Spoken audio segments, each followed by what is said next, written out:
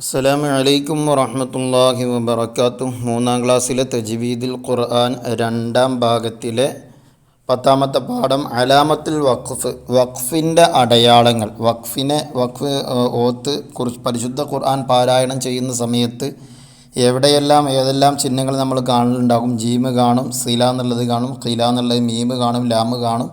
അവിടെയൊക്കെ ഏത് രൂപത്തിലാണ് നമ്മൾ വഖഫ് ചെയ്യേണ്ടത്, എവിടെയെല്ലാം വഖഫ് ചെയ്യാം, എവിടെയെല്ലാം വഖഫ് ചെയ്യാൻ പാടില്ല എന്നതിനൊക്കെ സൂചിപ്പിക്കുന്ന ചിഹ്നങ്ങളാണ് നമ്മൾ പരിശുദ്ധ ഖുർആനിൽ കാണാറുള്ളത്. അപ്പോൾ അതുകൊണ്ടുള്ള ഉദ്ദേശങ്ങൾ എന്തൊക്കെയാണ് എന്നൊക്കെയാണ് ഈ പാഠത്തിലൂടെ നമ്മൾ പഠിക്കാൻ പോകുന്നത്. ഇൻഷാ അല്ലാഹ് നമുക്ക് പാഠം വായിക്കാം. ഖുർആൻ ശ്രദ്ധയോടെ പാരായണം ചെയ്യണം. ഓത്ത് തുടങ്ങുന്നതിനും നിർത്തുന്നതിനും പ്രത്യേക നിയമങ്ങളുണ്ട്. എങ്ങനെ? ഖുർആൻ പാരായണം തുടങ്ങുന്നതിനും നിർത്തുന്നതിനും പ്രത്യേക നിയമങ്ങളുണ്ട്.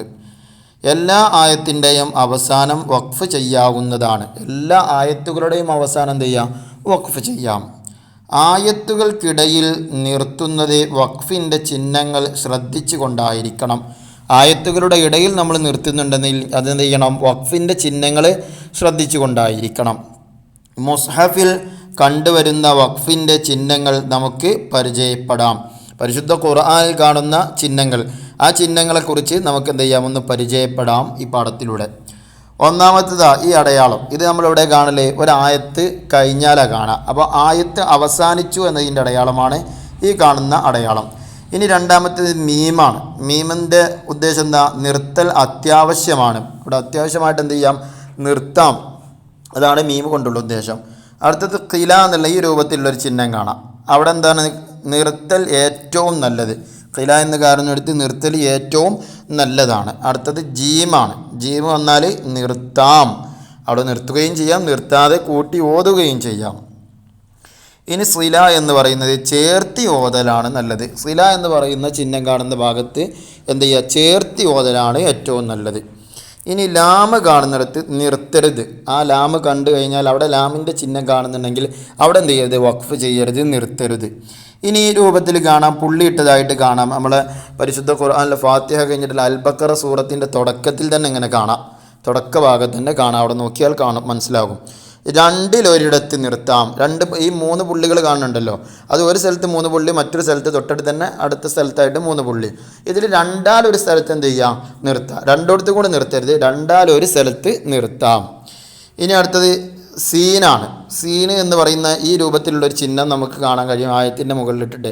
അതിൻ്റെ ഉദ്ദേശം എന്താ? സക്ത എന്നാണ്. സക്തയാണ് അതുകൊണ്ടുള്ള ഉദ്ദേശം. ശ്വാസം വിടാതെ അല്പം അടങ്ങണം. ശ്വാസം വിടാതെ എന്ത് ചെയ്യണം? അല്പം അടങ്ങിയിട്ടാണ് അവിടെ എന്ത് ചെയ്യേണ്ടത്?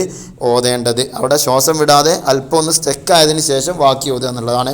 പരിശുദ്ധ ഖുർആനിലെ യാസീൻ സൂറത്തിലൊക്കെ നോക്കിയാൽ നമുക്ക് അത് കാണാൻ കഴിയും. യാസീൻ സൂറത്തിൽ സക്ത വന്ന ഭാഗങ്ങളുണ്ട്. അവിടെ നോക്കിയാൽ നമുക്കത് കാണാൻ കഴിയും. എവിടെയെന്ന് ചോദിച്ചാൽ യാസീൻ സൂറത്തിലെ ഖാലൂ യാ വൈലനാ മൻ ബഅസനാ മിൻ മർഖദിനാ ഹാദാ മാ മിൻ മർഖദിനാ. അവിടെ കാണാം. അതിൻ്റെ മുമ്പ് ഒരു സീനിട്ടതായിട്ട് നിങ്ങൾക്ക് കാണാൻ കഴിയും. പരിശുദ്ധ ഖുർആനിൽ 443-ാമത്തെ പേജിലാണത് കാണുന്നത്. അപ്പോൾ മിൻ മർഖദിനാ ഹാദ അവിടെ ഓതണ്ട അങ്ങനെയാണ്. അങ്ങനെ ആ സീന് സക്തയുടെ സീനാണത്. അവിടെ നിന്ന് ജസ്റ്റ് എന്ത് ചെയ്യുക? ഒന്ന് അടങ്ങുക. ഒന്ന് സ്റ്റെക്കായതിന് ശേഷം ശ്വാസം വിടാതെ ഒന്ന് സ്റ്റെക്കായതിന് ശേഷം പിന്നീട് എടുത്ത് ഓതാ വേണ്ടത്. മിമ്മർക്കദിന ഹാദ, മിമ്മർക്കദിന ഹാദ.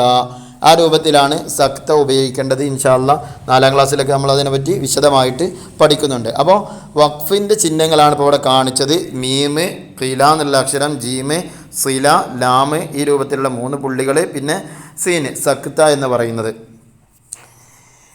തജ്വീദ് അനുസരിച്ച് ഖുർആൻ ധാരാളമായി പാരായണം ചെയ്യാൻ അല്ലാഹു തആല നമുക്ക് തൗഫീഖ് നൽകട്ടെ. ആമീൻ.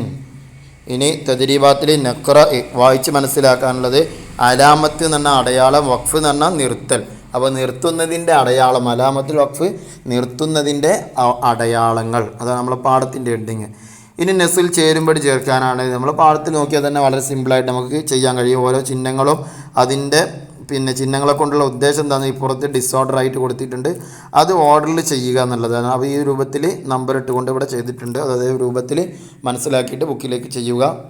ഇനി അടുത്ത മൂന്നാമത്തെ നക്തശബു മിനൽ ആയാത്തിൽ ആത്തിയത്തി അഹ്വാൽ നൂൻ സാക്കിനത്തി വ തൻവീൻ വ അഹ്വാൽ മീമി സാക്കിന. താഴെ കുറേ ആയത്തുകൾ കൊടുത്തിട്ടുണ്ട്. ആ ആയത്തുകളിൽ നിന്ന് എന്ത് ചെയ്യണം? സാക്കിനായ നൂനിൻ്റെയും തൻവീൻ്റെയും നിയമങ്ങൾ കൃത്യമായിട്ട് മനസ്സിലാക്കിയിട്ട് പാരായണം ചെയ്യുക എന്നുള്ളതാണ്. ഓക്കെ, സാക്കിനായ നൂനിൻ്റെയും തൻവീൻ്റെയും 5 വിധികളുണ്ട്. അതുപോലെ തന്നെ സാക്കിനായ മീമിൻ്റെ 3 വിധികൾ. ഈ 3 വിധികളും ശ്രദ്ധിച്ചുകൊണ്ട് ആ ആയത്തുകൾ പാരായണം ചെയ്യുക എന്നുള്ളതാണ് അവിടെ ഉദ്ദേശം. ഇനി തഖ്സീസ് നാലാമതായിട്ട് നഖറ സൂറത്തുൽ മുർസലാത്ത് വനക്തശഫു മിൻഹ മഹല്ലാത്തിൽ വഖഫ്. സൂറത്തുൽ മുർസലാത്ത് പാരായണം ചെയ്യുക. അവിടെ ശ്രദ്ധിക്കേണ്ടത് എന്താണ്?